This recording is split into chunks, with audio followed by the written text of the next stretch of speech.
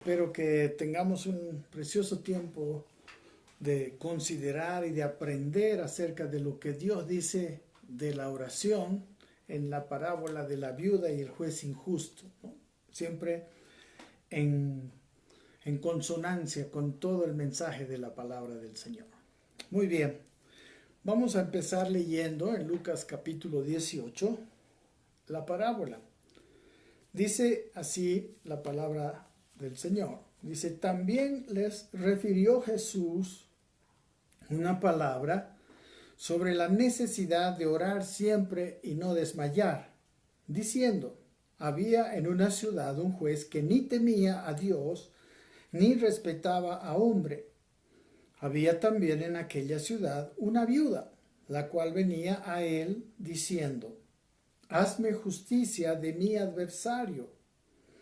Y él no quiso por algún tiempo, pero después de esto dijo dentro de sí, aunque ni temo a Dios, ni tengo respeto a hombre, sin embargo, porque esta viuda me es molesta, le haré justicia, no sea que viniendo de continuo me agote la paciencia. Y dijo el Señor, oíd lo que dijo el juez injusto. ¿Y acaso Dios no hará justicia a sus escogidos que claman a Él día y noche? ¿Se tardará en responderles? Os digo que pronto les hará justicia. Pero cuando venga el Hijo del Hombre, ¿hallará fe en la tierra? Esta es la parábola de la viuda y el juez injusto que vamos a considerar hoy y de la cual oramos al Señor para que nos traiga revelación y entendimiento. Amén. Padre, tráenos revelación, entendimiento. Queremos entender tu verdad. Queremos aprender de esta parábola porque sabemos que esto que vamos a aprender hoy es fundamental para nuestra vida. En el nombre de Jesús te damos muchas gracias. Y creemos que solo lo que tú traes puede edificar. Por eso confiamos en ti, en el nombre de Jesús. Amén. Muy bien. Vámonos con el primer versículo, que es un versículo demasiado indicativo. Tiene muchos elementos poderosos para entender esta parábola. Dice el versículo 1, también les refirió Jesús una parábola acerca de la necesidad de orar siempre y no desmayar, ¿no? ¿Qué les dio? Primero les dio una parábola, ¿no? Una historia ilustrativa, ¿no? que trae entendimiento, una historia que trae luz, y es precisamente lo que nosotros queremos encontrar hoy en esta parábola. Y esa luz viene acerca de la necesidad de orar siempre y no desmayar. Entonces, esta parábola nos tiene que llevar a entender la necesidad de orar siempre, orar constantemente, mantenernos en oración y no dejar de orar. Como vemos, he estado investigando la palabra orar y me ha traído mucha satisfacción encontrar lo que les voy a compartir. La palabra orar en el idioma griego es la palabra proseuchomai. Proseuchomai. Quiere decir orar, suplicar, adorar. Pero esta palabra, proseuchomai, deriva de dos raíces. Una es la palabra pros, que quiere decir hacia, ¿no? Pertinente a, cerca a, o sea, es una palabra de cercanía, denota un movimiento hacia, ¿no? Un movimiento hacia cierto lugar, denota acceso a, cercanía a, entonces nos va llevando como cerca. Y la otra raíz de la cual deriva esta palabra, después de la pros, es la palabra euxomai. Euxomai o euxomai, como se quiera transliterar. Y la palabra eusomai quiere decir desear, querer, ansiar. Entonces, podemos definir la palabra orar como el mantener ese movimiento interno y consciente hacia la cercanía de Dios, hacia el deseo de cercanía de Dios. Eso es orar. Es esa disposición, como les digo, interna y consciente, ese movimiento hacia, ¿no?, ese acceso a, esa cercanía a la cercanía de Dios, ¿no?, a estar en esa comunión con Dios. Eso es orar. La petición es una parte de la oración, ¿verdad? La petición es la intercesión, podemos decir la oración intercesora. Es como una parte de orar, es como de una relación entre dos personas, tiene varios matices. Y uno de ellos, solo uno de ellos, es la oración de petición. Amén. Y luego dice, bueno, miren, el orar entonces es esa disposición. No es solamente repetir, ¿no? No es solamente, no sé, hablar ciertas cosas. En Mateo, en el capítulo 6, en el Sermón del Monte, que siempre nos bendice y nos ayuda este Sermón del Monte, Jesús habla de la oración, por ejemplo, y dice en el capítulo 6, versículo 5, dice, y cuando ores, dice, no seas como los hipócritas, porque ellos aman el orar en pie en las sinagogas y en las esquinas de las calles para ser vistos de los hombres. De cierto os digo que ya tienen su recompensa, ¿no? Una cosa que no es orar, entonces no es para hacer una demostración, un alarde de espiritualidad, para ser reconocidos personas espirituales, ¿no? Hay gente que si no te ve orando, dice, esta persona parece que no es espiritual. No es eso. Versículo 7, en esta misma enseñanza, dice, y orando, dice el versículo 7, no uséis vanas repeticiones como los gentiles que piensan que por su palabrería serán oídos. Otra cosa que no es orar son repeticiones o vanas repeticiones, ¿no? Letanías, seguir la misma cosa, casi vanas repeticiones, ¿no? Fórmulas, posturas externas, ¿no? Estar arrodillado o posturas aprendidas. Orar siempre es una cuestión del corazón y es una cuestión principalmente del corazón y de la fe. Tiene estos dos grandes, podemos decir, componentes, ¿no? O sea, aquí nos dice que nosotros no es necesario. O sea, no son repeticiones, no necesitamos una fórmula, una manera, una postura. Amén. El versículo siguiente, el versículo 8, dice, no os hagáis pues semejantes, ¿no?, a los gentiles, porque vuestro Padre sabe de qué cosas tenéis necesidad antes que vosotros le pidáis. Amén. No es un informar a Dios acerca de nuestras necesidades o un tratar de impresionar a Dios con nuestras lágrimas, ¿no? No es un manipular para que Dios nos conteste, ¿no? Muchas veces a través de lágrimas, a través de gritos, expresiones.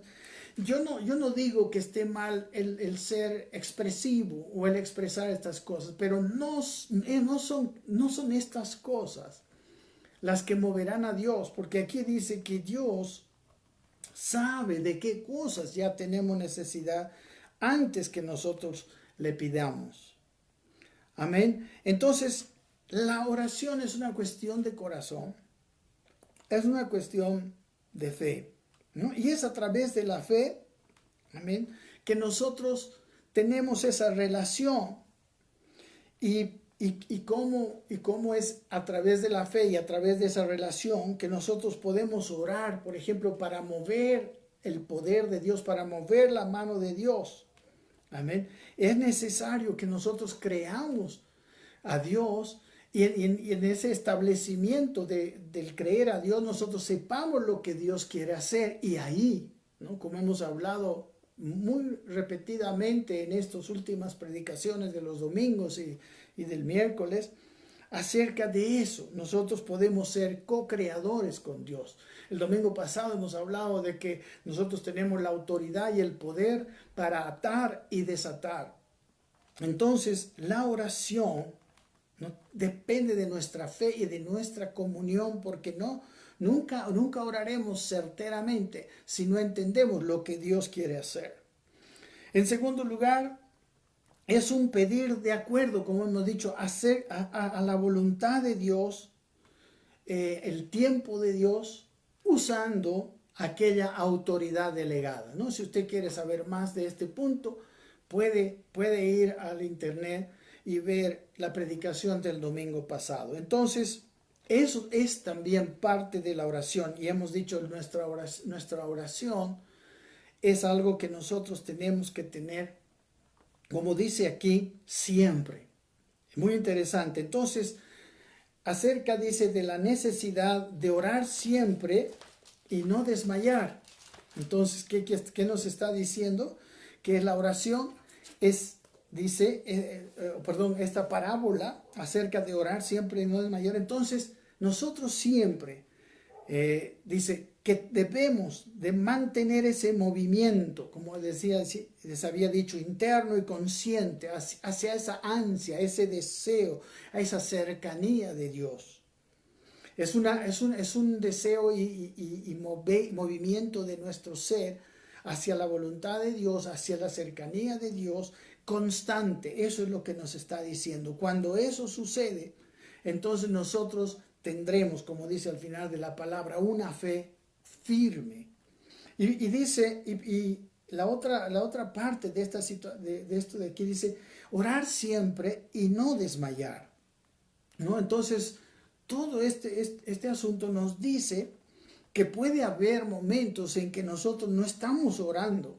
Puede haber momentos en que podemos desmayar. La palabra desmayar también la buscamos en el diccionario griego, es la palabra encaqueo, que quiere decir debilitar, descorazonarse, cansarse, desmayar, perder ánimo, desalentarse, abandonar.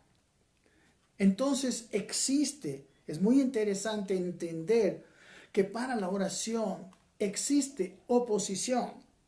Hay una oposición que nosotros debemos vencer para mantener ese constante movernos hacia, como les digo, ¿no?, hacia la cercanía de Dios, que eso es oración, que esa es la palabra proseuchomai. Entonces, podemos decir que hay gran oposición. La primera cosa que es verdad es que la oración es un deseo del espíritu, no del alma. ¿No? El alma trata con cosas naturales, el alma es el intelecto, son las emociones y la voluntad. Pero el que se deleita en nuestro ser, porque nosotros somos seres de cuerpo, alma y espíritu, ¿no? Y espíritu renovado, espíritu renacido cuando nosotros recibimos a Cristo.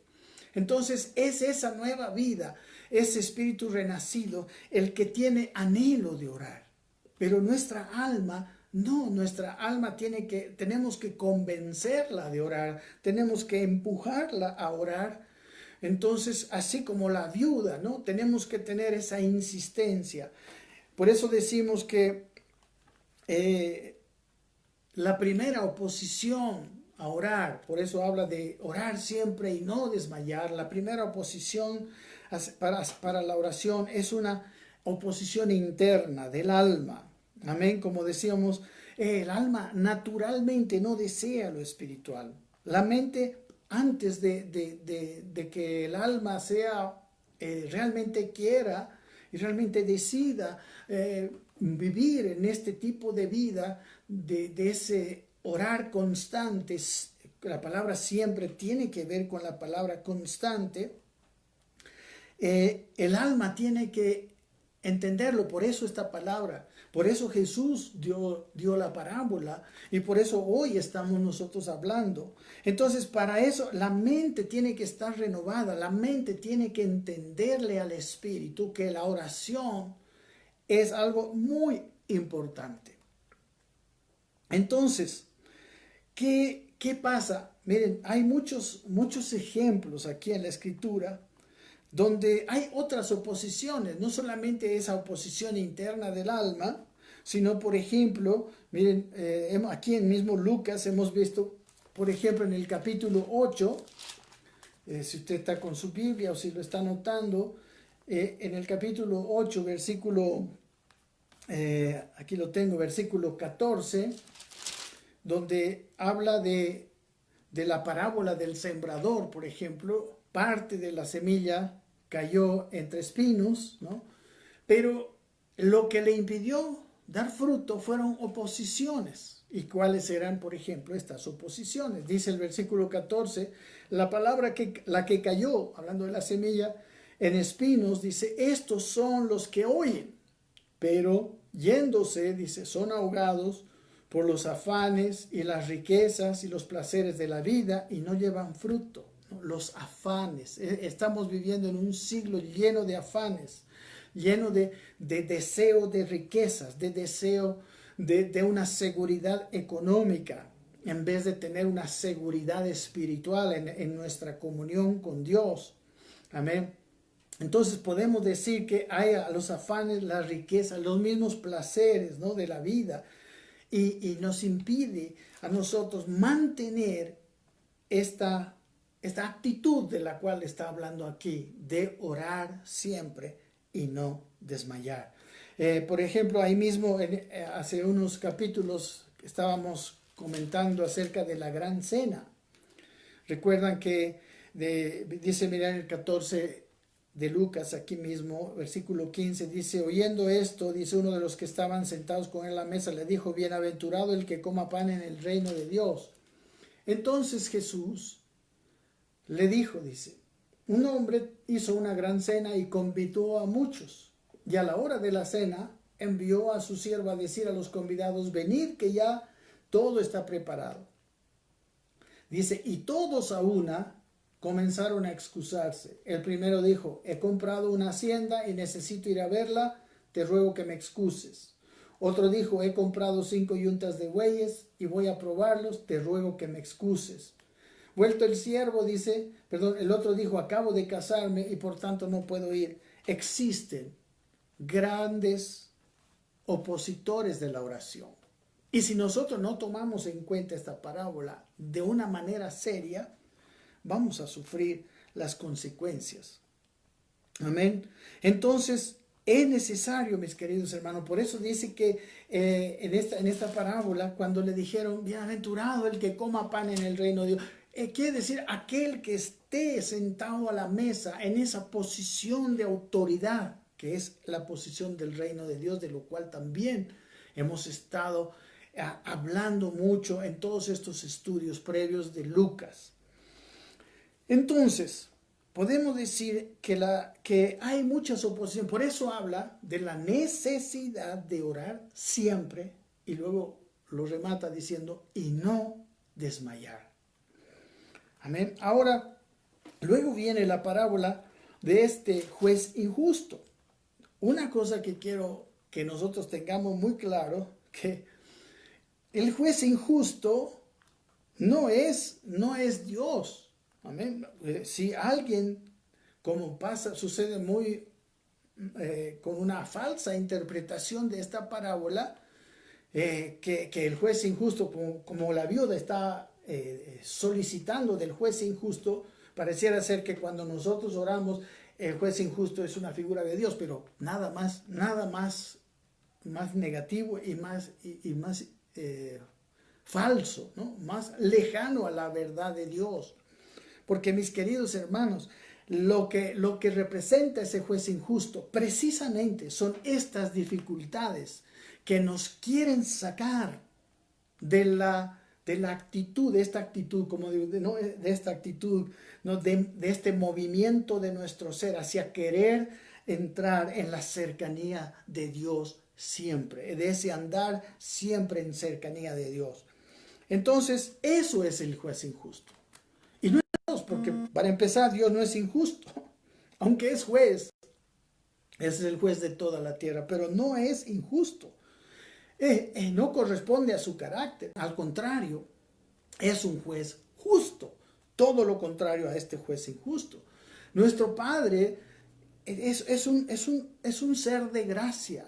Es un ser que yo diría así, se muere por darnos algo. Es un ser que no le falta nada y que está lleno de todo y que ama dar a sus hijos. Por ejemplo, en el capítulo 12 podemos ver en este mismo Lucas un poco de esta actitud de nuestro Padre, que no corresponde a la del juez injusto.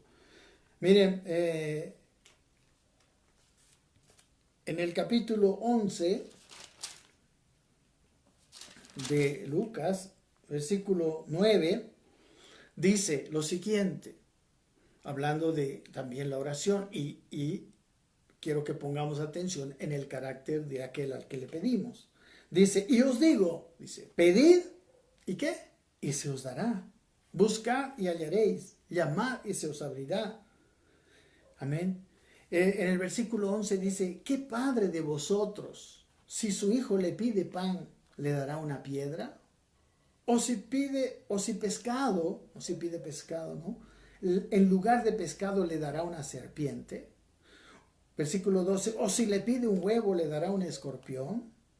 Dice el versículo siguiente, pues si vosotros siendo malos sabéis dar buenas dádivas a vuestros hijos, ¿cuánto más vuestro Padre Celestial dará el Espíritu Santo a los que se lo pidan? En otra versión, en otro evangelio dice, le dará buenas cosas a los que le pidan. Y aquí está muy bien lo del Espíritu Santo, porque a veces lo que para Dios son buenas cosas, para nosotros no son buenas cosas, porque Dios tiene una perspectiva eterna de nosotros. Entonces, para Dios las cosas que son sumamente valiosas son las cosas eternas. Y muchas veces nosotros obtenemos las cosas eternas en detrimento de las cosas materiales. ¿Ok? Dios tiene una visión amplia y es amoroso y Él desea darnos todo. Y también las cosas materiales. Dice, miren, en el capítulo siguiente, 12, de este mismo Lucas, estamos tratando de mantenernos en Lucas. En el 12:28 dice, está hablando de las personas, ¿no? En este capítulo 12 habíamos visto un gran contraste, ¿no? Entre el rico insensato, ¿no? Que él hacía todas las cosas materiales, él buscaba todas las cosas materiales y ser enriquecido. Y recuerden, al finalizar de esta parábola del rico insensato, porque ese rico insensato, después de hacer todas las cosas, agrandar sus graneros, porque le había ido muy bien en la vida, viene una voz y le dice, esta noche, necio, le dicen, esta noche han venido a pedirte tu alma y lo que has provisto, ¿de quién será? Y luego dice el corolario, el versículo 21, así es el que hace para sí tesoro y no es rico para con Dios. Aquel que se ocupa de hacerse cosas materiales, pero nunca se ocupó precisamente de algo que tiene que ver con esto, de ese caminar en la cercanía y en la obediencia a Dios. Y dice en el versículo 28, después Dios le da un ejemplo de cómo Dios da de comer a las aves y cómo aviste las flores del campo, ¿no? Dice en el versículo 28 dice, y si así viste Dios la hierba, que hoy es, dice, y que hoy está en el campo y mañana es echada al horno, dice, ¿cuánto más a vosotros, hombres de poca fe? 29 dice, vosotros pues no os preocupéis por lo que habéis de comer, ni por lo que habéis de beber, ni estéis en ansiosa inquietud. Nuestro Padre dice, porque todas estas cosas buscan la gente del mundo, pero vuestro Padre sabe que tenéis necesidad de estas cosas. Amén. Él no solo sabe, y dice el versículo siguiente, mas buscad el reino de Dios, y todas las cosas os serán añadidas. Nuestro Padre no es el juez injusto. Nuestro Padre es un ser que quiere dar buenas cosas a sus hijos. Nos quiere dar buenas cosas en una perspectiva eterna, en una perspectiva espiritual. Amén. Esa es su gracia, ese es su deseo. Si Él pudiera darnos también, o sea, aquí dice que también nos da las cosas materiales. Él sabe que tenemos necesidad de las cosas materiales, solo que esa su gracia es mayor, es dirigida por una visión más eterna de las cosas, ¿no? Él no está para darnos todos nuestros caprichos, nuestros deseos, ¿no? No está para darnos lo que nuestra alma, nuestro cuerpo quiere, ¿no? A veces más bien en detrimento de lo espiritual. Él pone como mayor lo espiritual, como una cosa más importante. Amén. Pero da lo material también. Es más, en el versículo 31 de Lucas 12, dice que si buscamos primeramente lo espiritual, precisamente, ahí Él se va a encargar de darnos lo material. Porque los hombres del mundo, dice, buscan lo material con prioridad. Y esto es una cuestión muy importante. Entonces, la insistencia de la viuda no es para pedirle como caprichosamente, no estarle con los niños estirándole la chompa, el saco al papá, no, dame. No, la insistencia es con nuestra propia alma, para que nuestra propia alma esté siempre con esa ansia, con ese deseo de la cercanía de Dios, que esa es la definición de oración. Amén. Dios, hermanos, ha dado lo material desde el comienzo. Ustedes pueden ver la creación. Dios primero hizo todo un ambiente perfecto para poder poner a Adán. Amén. Dios hizo todas las cosas materiales, pero como les digo, Él valora mucho más lo eterno. Y en contraste, este rico insensato era un hombre que valoraba lo material. Era un hombre que dedicó su vida a lo material. Y al dedicar su vida a lo material, él se olvidó de lo espiritual. Y él murió, como decíamos en todos estos capítulos precedentes.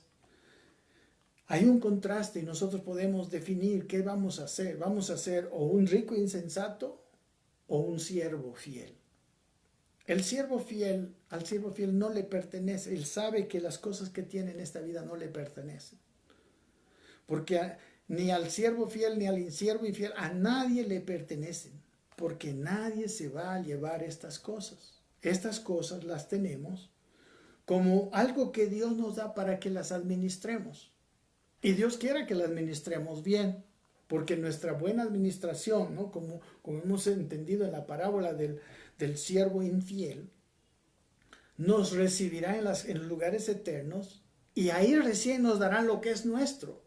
Ahí dice al finalizar esa parábola que si en lo ajeno somos fieles, Él nos dará lo que es nuestro. Porque lo que hay en esta vida material no es nuestro, es ajeno, se va a quedar. Nunca no nos vamos a llevar una sola cosa material.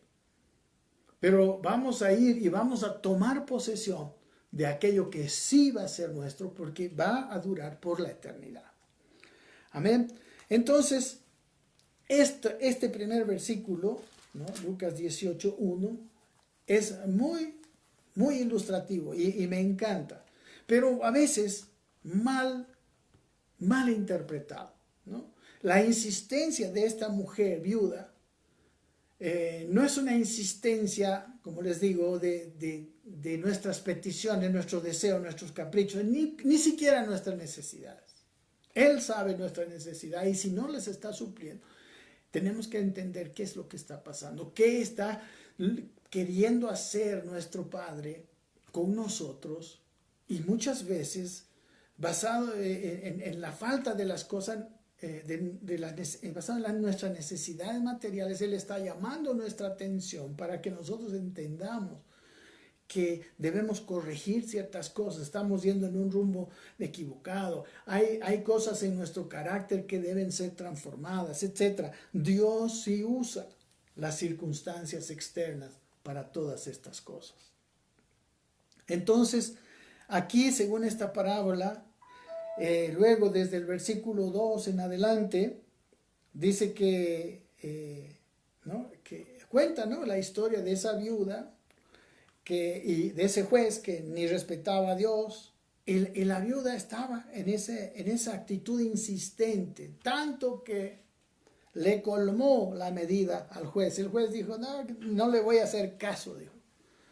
Pero tenía tal insistencia esta mujer, lo estaba molestando tanto con su insistencia, que dice el juez injusto, ya, ok, ahora sí, aunque ni temo a Dios, ni me importa el hombre, le voy a hacer caso porque me va a arruinar la paciencia. Ese no es el carácter de Dios. Pero, ¿qué es lo que tenemos que aprender? Tenemos que aprender esa férrea persistencia de la viuda.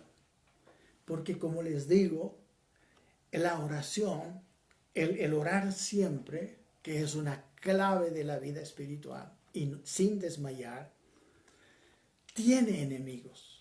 Y hemos visto muchos enemigos externos, internos, nuestra alma, nuestros afanes, ¿no?, las circunstancias, nuestros deseos muchas veces, nuestros anhelos de cosas.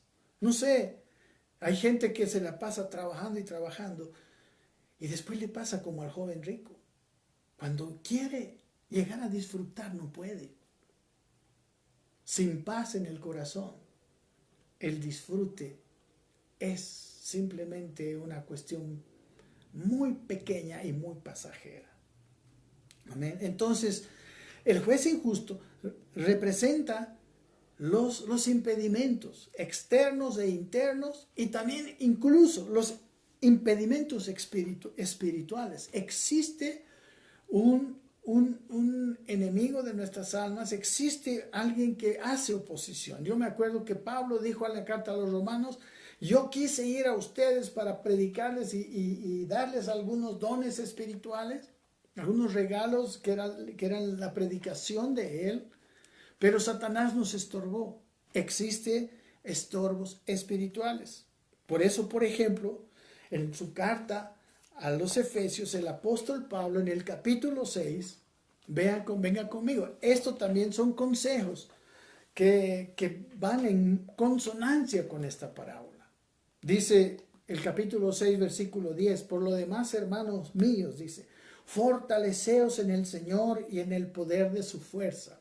Así como el atleta tiene que fortalecerse físicamente, el hombre de Dios, mujer de Dios, tiene que fortalecerse en el Señor y en el poder de su fuerza. No estamos hablando de mi fuerza, estamos hablando de su fuerza. La misma oración es un ejercicio espiritual.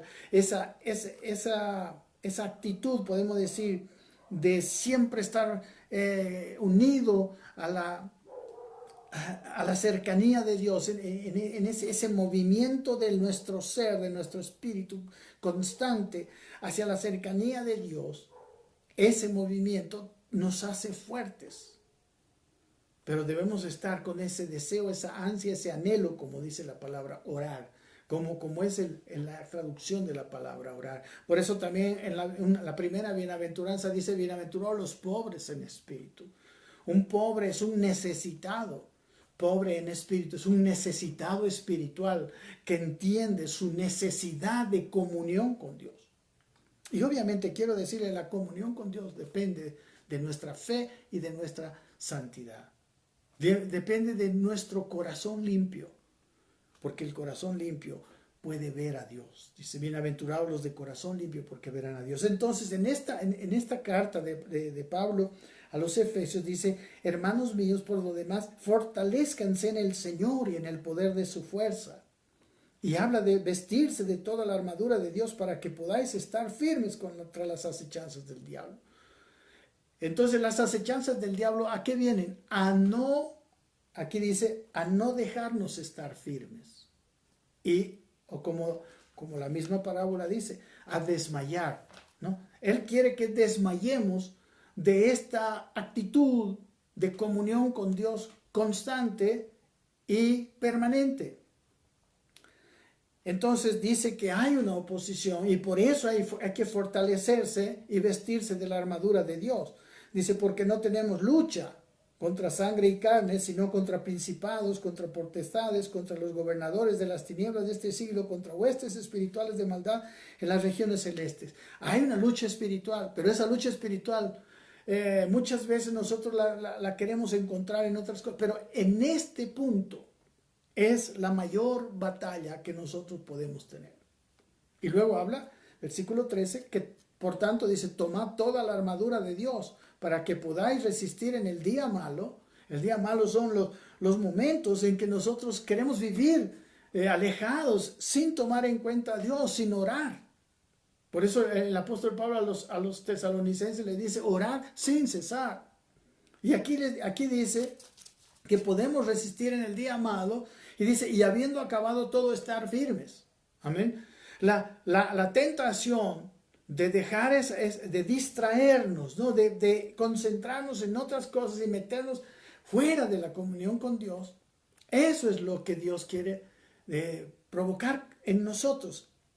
Y terminada esa batalla, cada vez que viene el enemigo y nos quiere hacer eso, debemos estar firmes en esa comunión, estar firmes en esa actitud de oración. Que como les dije, no tiene que ver con posturas, con fórmulas, con repeticiones vanas, como dice Mateo. Por eso dice, estad pues firmes, dice, ceñidos vuestros lomos con la verdad nos va a ayudar, vestidos con la coraza de justicia, la justicia nos va a ayudar, porque son armas que rechazan a las acechanzas del enemigo. Calzados los pies con el apresto del evangelio de la paz, el apresto, el evangelio de la paz, el entendimiento del evangelio, de las buenas nuevas, nos va a ayudar. Dice, sobre todo tomad, el versículo 16, el escudo de la fe. La fe es sumamente clave, porque la fe tiene todo que ver con esa actitud. La fe tiene todo que ver con la comunión y con la conexión viva y constante con Dios. Por eso dice ese escudo de la fe, con ese podéis apagar todos los dardos de fuego del maligno. Y tomad el yelmo de la salvación, ¿no? El yelmo era el casco que protegía la mente, la cabeza. Nuestra salvación no debe ser atacada. Nosotros somos salvos, mis queridos hermanos, no por nuestras obras, no porque hacemos o no hacemos. Nosotros somos salvos por lo que ya hizo Jesucristo, nuestro Salvador. Y dice, y la espada del Espíritu, que es la palabra de Dios. La palabra de Dios nos lleva, nos centra cada vez el entender, el estudiar, el oír, toda la palabra.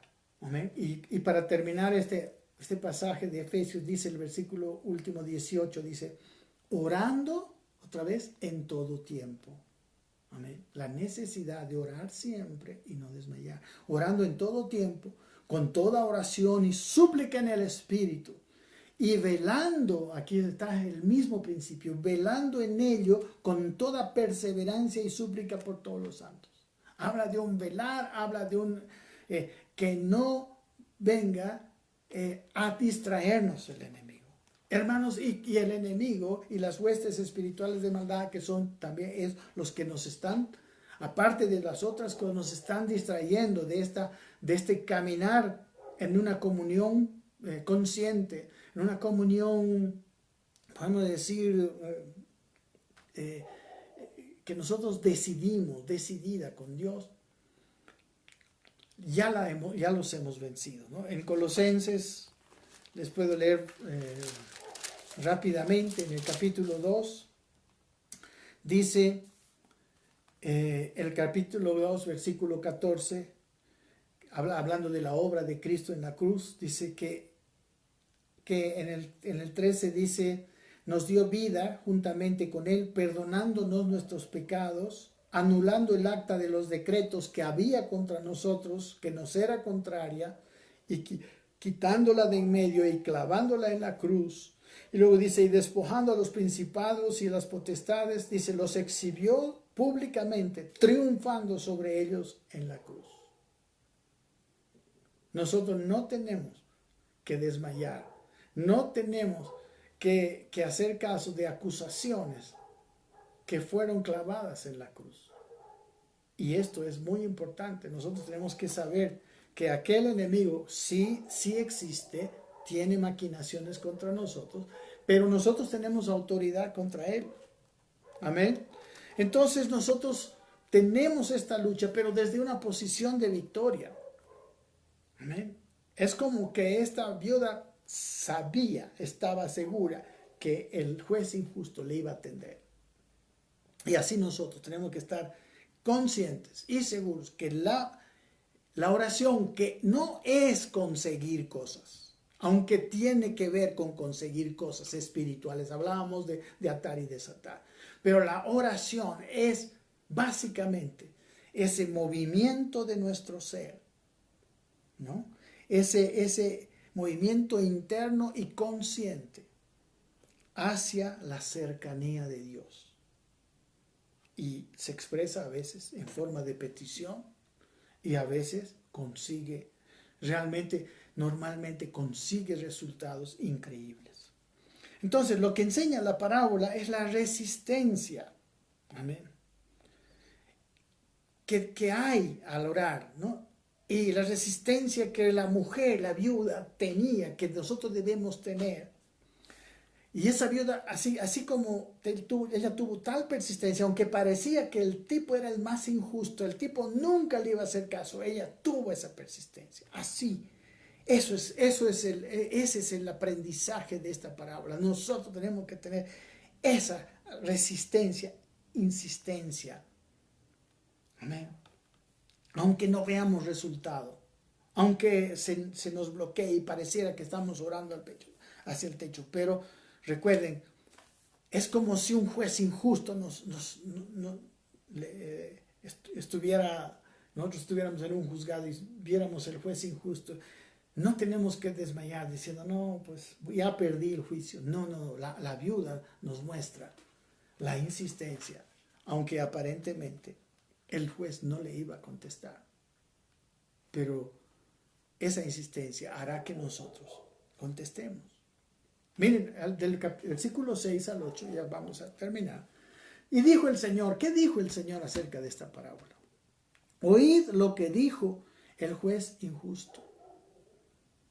Dice, y el versículo siguiente dice, ¿y acaso Dios no hará justicia a sus escogidos que claman a Él día y noche? ¿Por qué día y noche? Porque es una oración constante. Orad sin cesar, orando en todo tiempo. Que claman a Él, o sea, que hay esa decisión consciente día y noche. Y dice, ¿se tardará en responderles? No, estamos en una comunión constante.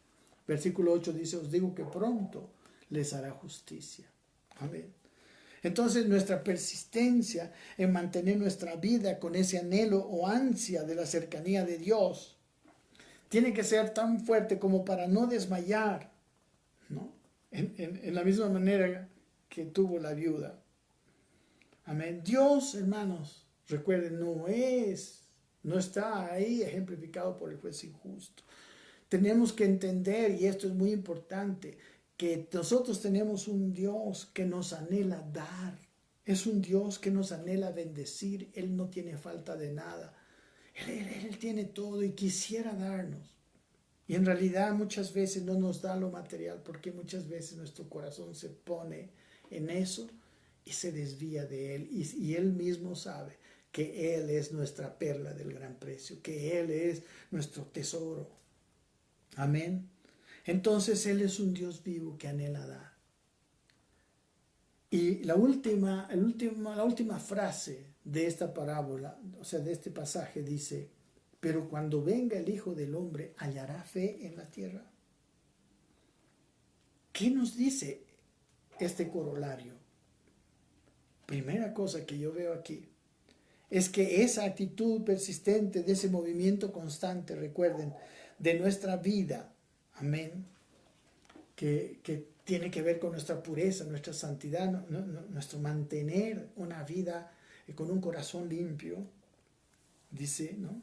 Que son cosas que conservan esa relación, amén, que eso es la oración, hará que nuestra fe, que nuestra vida camine por fe, ande por fe, ¿no? Que nuestra vida inicie y termine con una fe viva y constante, que nosotros caminemos constantemente en la fe, que ese es el caminar en el reino de Dios. Pablo decía, yo ya no vivo yo, mas vive Cristo en mí. Al final dice, y lo que ahora vivo en esta vida, lo vivo en la fe del Hijo de Dios. Para que Cristo viva en él debía tener fe.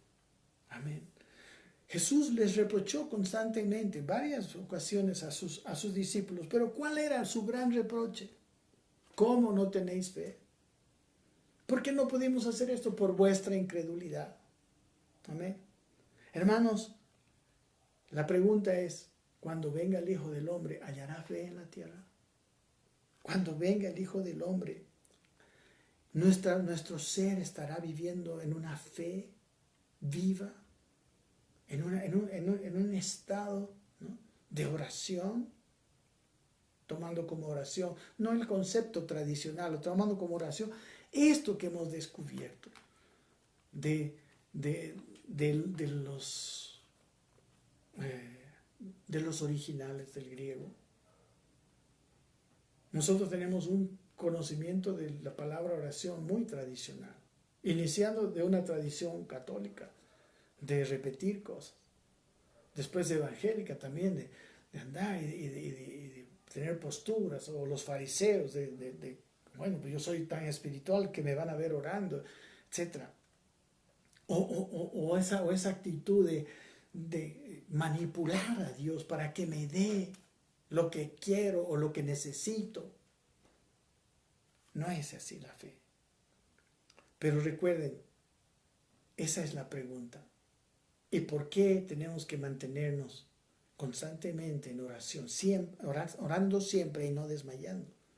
Porque nosotros debemos andar en una vida de fe constante también. Recuerden, en Marcos 9:23 dice que al que cree, todo le es posible. Amén. Primera de Juan 5, 4 y 5 dice que esta es la victoria que ha vencido al mundo. Dice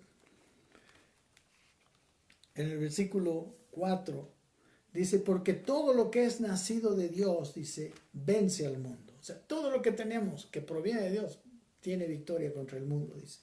Y esta es la victoria que ha vencido al mundo, nuestra fe. Y luego dice, ¿quién es el que vence al mundo? Sino el que cree que Jesús es el Hijo de Dios. La fe que va a producir esta insistencia, esta persistencia como la viuda, es una fe que va a vencer al mundo. Nos va a hacer personas con victoria sobre el mundo. Y por último, otro versículo, porque hay muchísimos. Usted busque su concordancia de la fe. Hebreos 11:6 dice que sin fe es imposible agradar a Dios. Dice, porque es necesario que el que se acerca a Dios crea que le hay y que es galardonador de los que le busquen.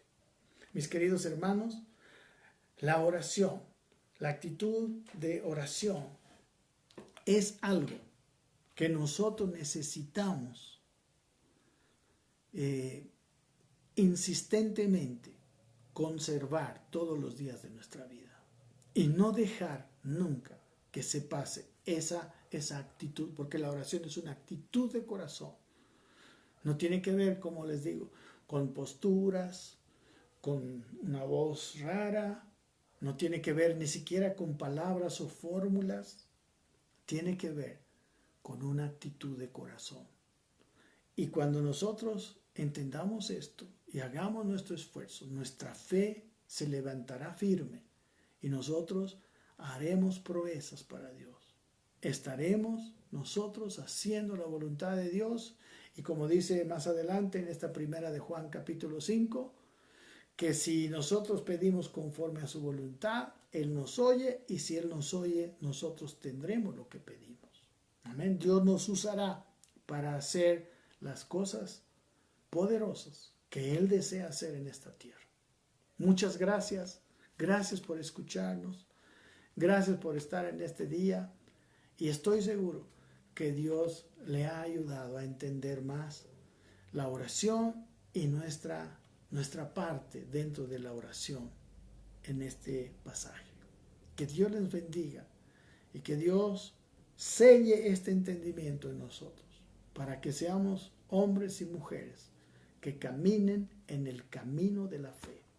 Que Dios me los bendiga y quisiera un día, quizás a veces muy difícil ver las obras de la fe, que no son siempre visibles, pero que Dios un día nos va a dar la visión. Como les digo, el pastor simplemente tiene que tener realmente una comunión con Dios para saber que está haciéndolo bien, porque muchas veces no hay una muestra visible, sino una muestra espiritual. Que Dios me los bendiga y que esta palabra haya edificado.